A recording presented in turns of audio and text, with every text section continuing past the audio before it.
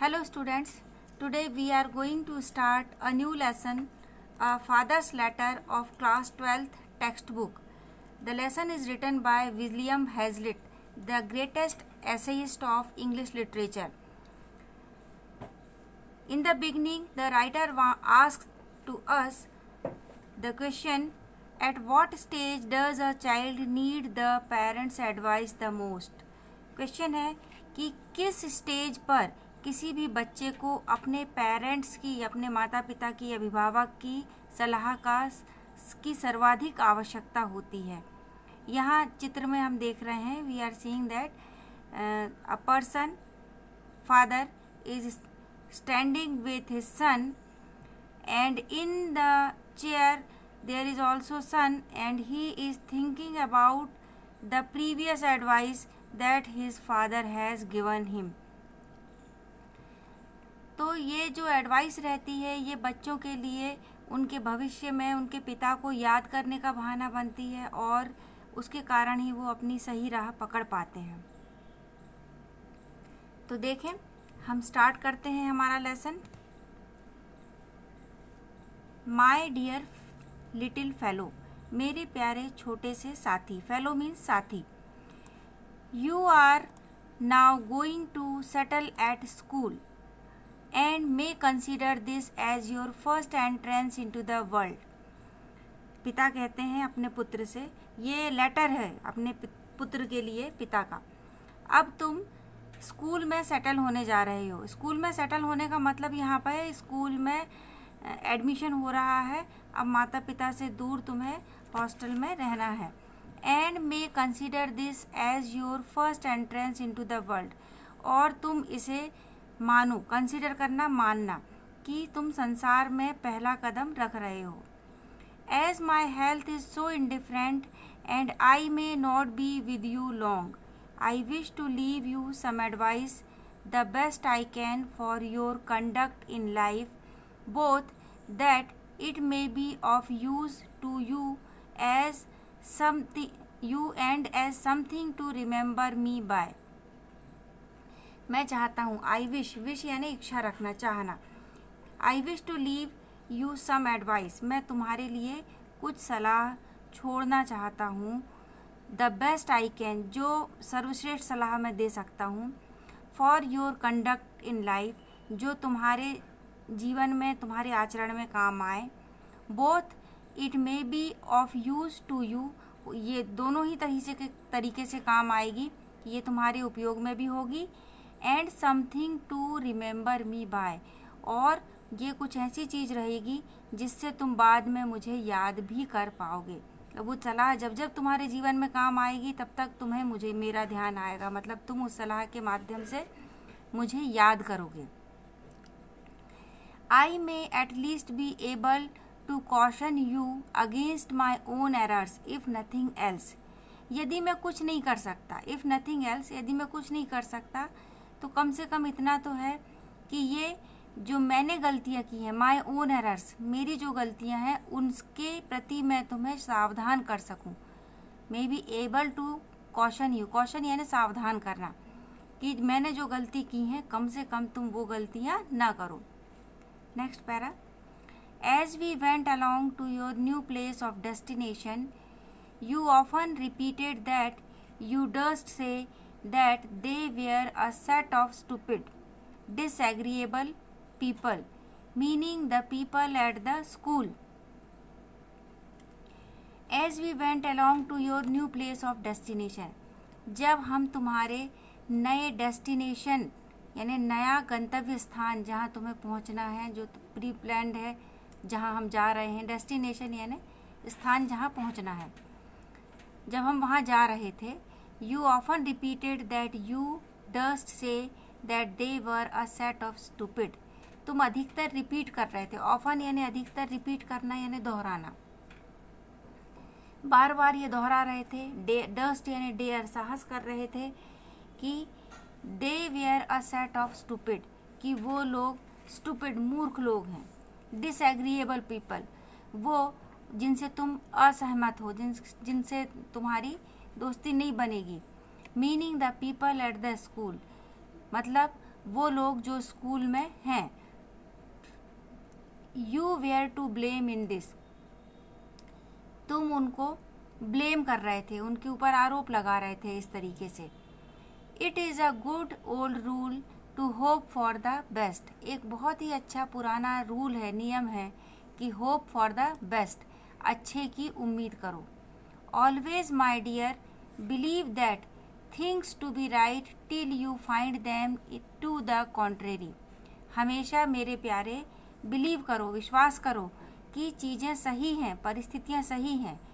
Till you find them to the contrary, तब तक जब तक तुम उसका विपरीत नहीं पाते, मतलब अच्छे का विपरीत बुरा।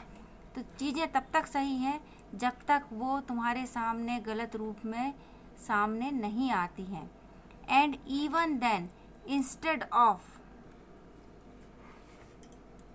Irritating your self against them, endeavor to put up with them as well as you can if you cannot alter them, यानी चीज़ें जब तक तुम्हारे विपरीत नहीं होती हैं तब तक उन्हें तुम सही समझो। And even then instead of irritating your self against them, तब भी अपने आप को उन चीज़ों से, उन परिस्थितियों से इरिटेट करना यानी चिढ़ना, परेशान होना के बजाय endeavour to put up with them as well as you can, प्रयास करो, मेहनत करो कि तुम उनके अनुसार रह सको। If you can not alter them, यदि तुम उन परिस्थितियों को बदल नहीं सकते हो तो उन परिस्थितियों के अनुसार अपने आप को ढालने की कोशिश करो। You said you were sure you should not like the school where you were going, तुमने कहा कि तुम निश्चित ही है, श्योर यानी पक्का है कि तुम्हें वह स्कूल पसंद नहीं आएगा जहां तुम जा रहे हो। दिस वॉज रॉन्ग, ये गलत था।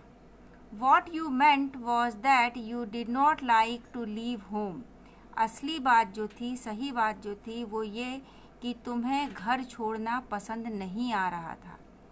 But you could not tell whether you should like the school और not till you had given it a trial, पर तुम ये नहीं कह सकते कि तुम्हें स्कूल पसंद आया या नहीं आया जब तक कि तुम स्कूल को एक अवसर ना दो, एक ट्रायल ना दो, है ना।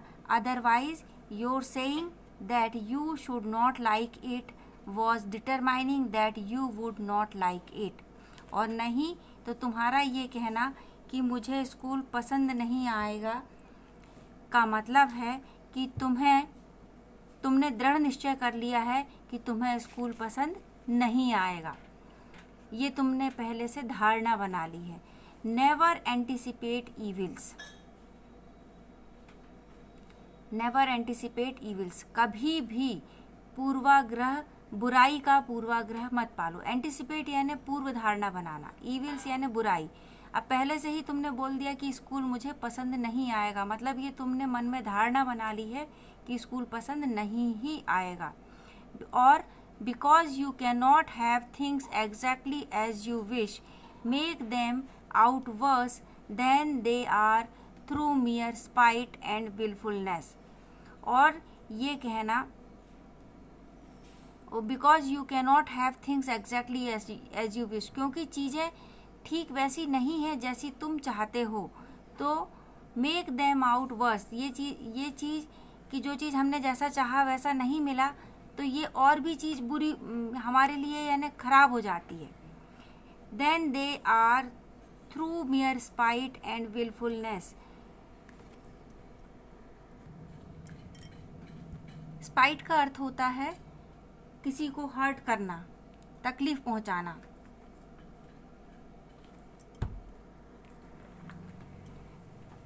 एंड विलफुलनेस, विलफुलनेस यानी पूरी इच्छा से।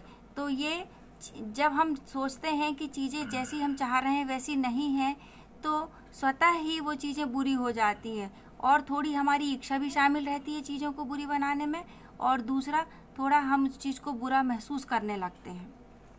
नेक्स्ट है, you seemed at first to take no notice of your school fellows और rather to set your self against them because they were strangers to you. ऐसा देखा, सीम्ड यानी महसूस किया, जाना कि तुमने स्कूल के साथियों के प्रति कोई ध्यान नहीं दिया। नो नोटिस, ध्यान ही नहीं दिया स्कूल के साथियों के प्रति। और rather to set your self against them, बल्कि तुमने अपने आप को उनके विरोध में सेट कर लिया कि वो तुम्हारे दोस्त नहीं है, तुम्हें ध्यान नहीं दे रहे हैं, तुम उन पे ध्यान नहीं दे रहे हो। Because they were strangers to you, ऐसा क्यों हुआ? क्योंकि वो तुम्हारे लिए अजनबी थे। स्ट्रेंजर्स यानी अजनबी। They knew as little of you as you did of them, वो तुम्हें उतना ही कम जानते हैं जितना कि तुम उन्हें जानते हो। न तुम उन्हें जानते हो न वो तुम्हें जानते हैं। So this would have been a reason for their keeping aloof from you as well, तो यह कारण हो सकता है कि उन्होंने तुमसे एक दूरी बनाए रखी। कीपिंग अलूफ फ्रॉम यू मतलब तुमसे दूरी बनाए रखी। Which you would have felt a hardship, और ये शायद तुम्हें बड़ी कठिनाई महसूस हुई ये चीज़ सोचकर। हार्डशिप यानी कठोरता में तकलीफ महसूस हुई। Learn never to conceive a prejudice against others, तुम ये सीख लो कभी भी किसी के विरोध में, अगेंस्ट यानी विपरीत में, विरोध में पूर्वाग्रह मत धारण करो। कंसीव करना यानी धारण करना, मस्तिष्क में धारण मत करो कि कोई बुरा है या अच्छा है। प्रेजुडिस यानी पहले से। Because you know nothing of them, क्योंकि तुम उनके बारे में कुछ नहीं जानते हो। इट इज़ बैड रीजनिंग, ये गलत तर्क करने का तरीका है। रीजनिंग यानी तार्किक क्षमता, गलत तार्किक क्षमता है।